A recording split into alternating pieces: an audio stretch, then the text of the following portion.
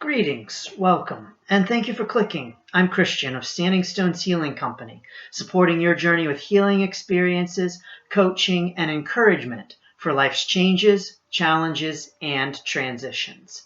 In this video, I am showing you how to make the healing drink fire cider. What exactly is fire cider?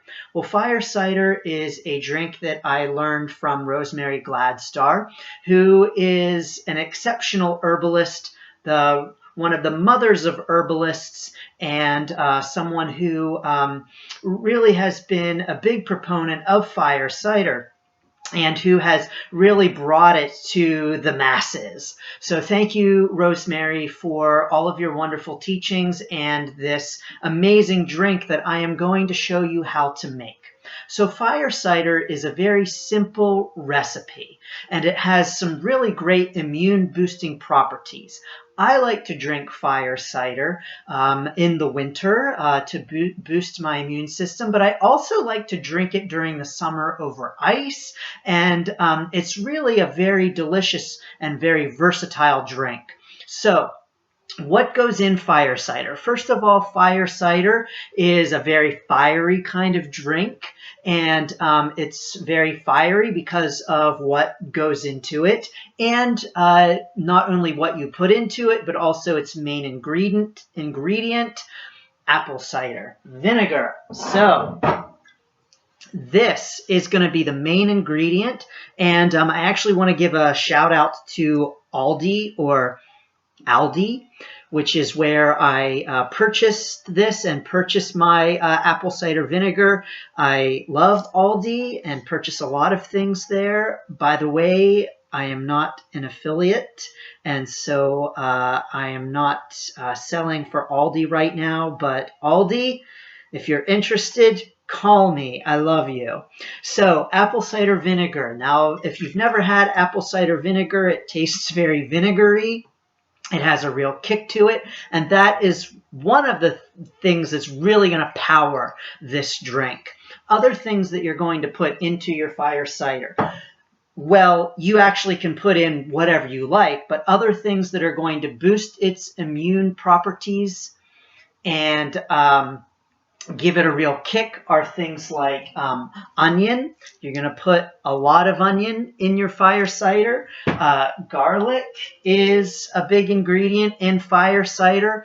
Some people put horseradish in theirs. I do not. That's a little bit too much of a kick for me, but you can put horseradish in it. I like to put other types of things in it. Sometimes I'll cut up apples and put in it. I will put in maybe some pine needles or hemlock. I have a whole video on making hemlock tea and a whole video on making white pine tea, so you can check those out. And those are trees that grow in the eastern United States. And so I like to include those in my fire cider when I make it.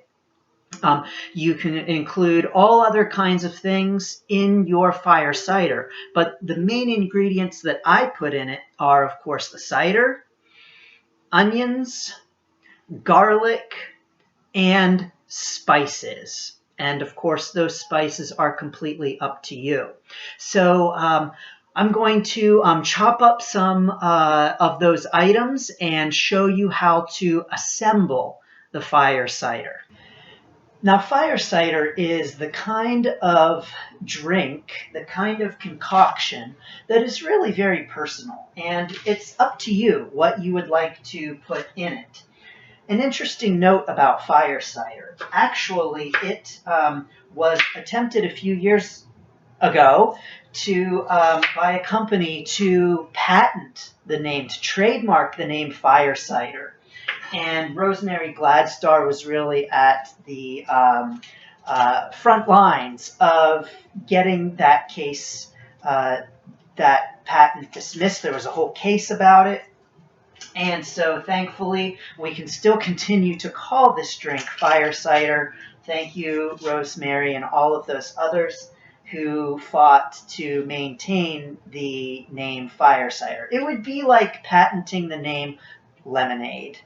So thankfully that did not work, and we can continue to call this fire cider. So how do you cut up your pieces? Well, I like to cut up my onion into chunks and rather than smaller pieces, but you could cut it up into smaller pieces. So this is a very whatever goes kind of concoction. The main ingredients, like I said, are the fire cider and things like onions and garlic, you know, those immune boosting kinds of ingredients, but otherwise, it's really up to you. So I like to have larger chunks of onion in my fire cider, but you can cut yours up smaller. That is your choice, whatever you might like. So, how much onion? Again, that's up to you. How much garlic? Up to you. But I will show you, you're going to want to fill the jar. You're going to put this in a jar. You're going to want to fill that pretty full. So, there's some onion. We're going to cut up some garlic here.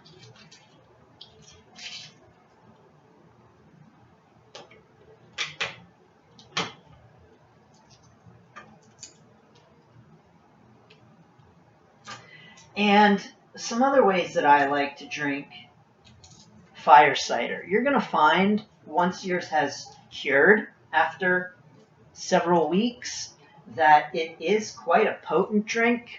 It is very fiery, rather sour as you might imagine. And so some people like to add honey to it. Some might add agave or maple syrup, something to sweeten it. That is often a great way to drink it because it can be rather potent. Sometimes I will put mine in with tea. I might put mine in with some sun tea. So there are so many different ways that you can enjoy this. Hickory syrup, sometimes I will throw it in with hickory syrup. I make a shagbark hickory syrup. And that is another way to sweeten it and enjoy it.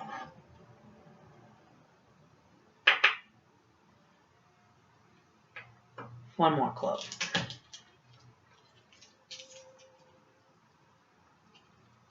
Or toe, I guess, technically, toe.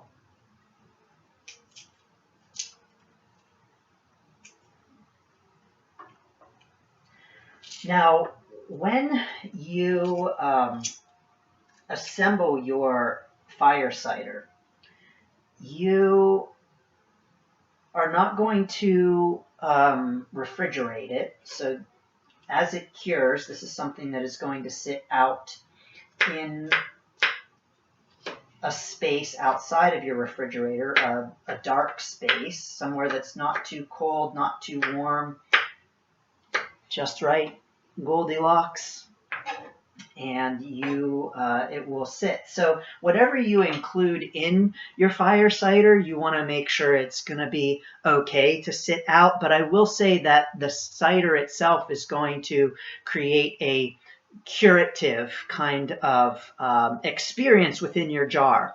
So a fermentation kind of a thing is going to be kind of going on. You know, like with sauerkraut, I make sauerkraut too, and I use apple cider vinegar for that. And of course, that does not refrigerate when you're making that, and that goes for weeks. Actually, I have some in my cupboard right now. Hang on one second.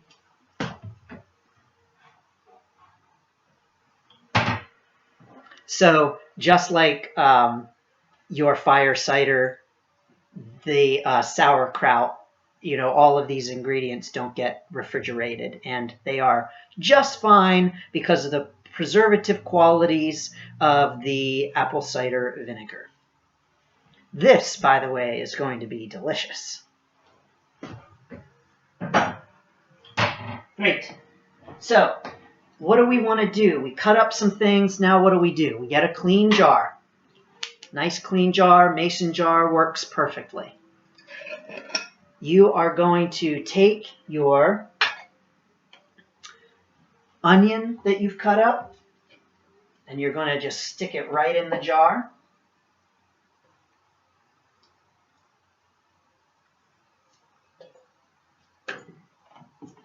try not to make too much of a mess.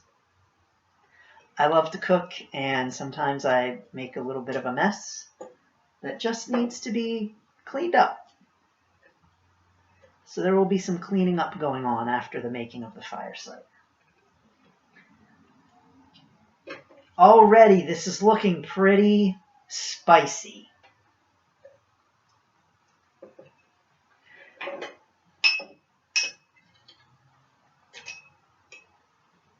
So you're going to shove this all in here. Some other things I am going to stick in here that I like to put in. I like to put ginger into my fire cider.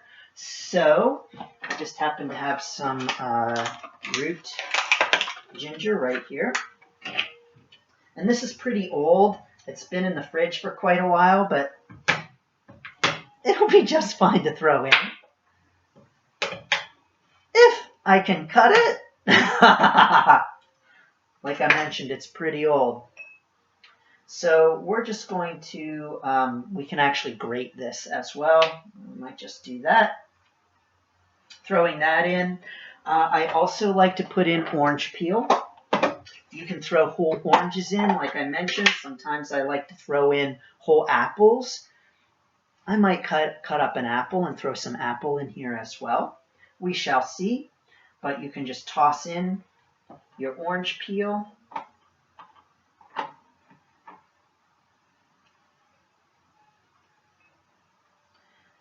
And I also like to put in some spices. So I'll put in some turmeric.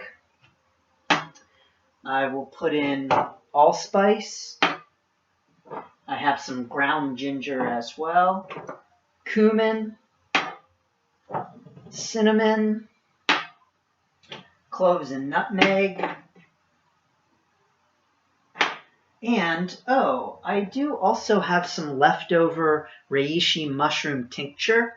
This is a tincture that I made out of reishi mushroom. The reishi mushroom comes off of the hemlock tree in the eastern United States, and so the reishi tea, the powder that is so good for so many things, including reducing the size of cancer tumors.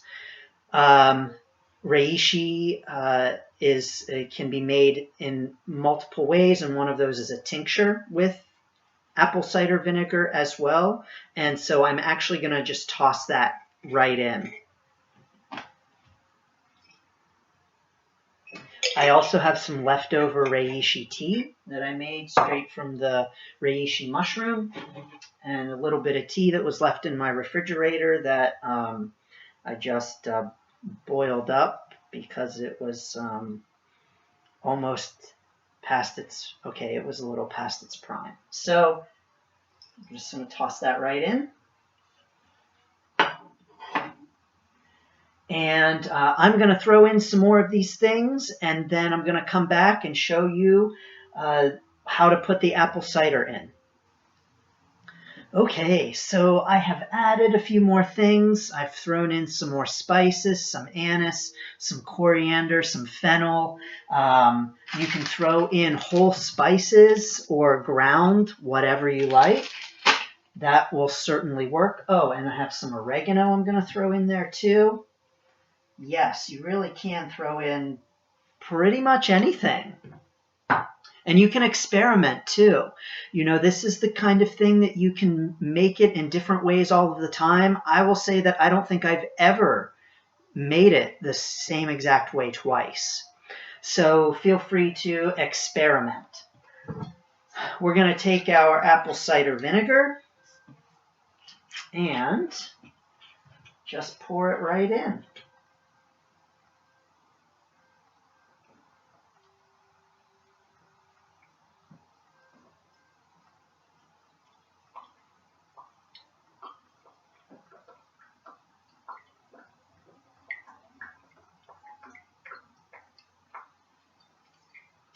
Right. Put our lid on. Give it a good shake.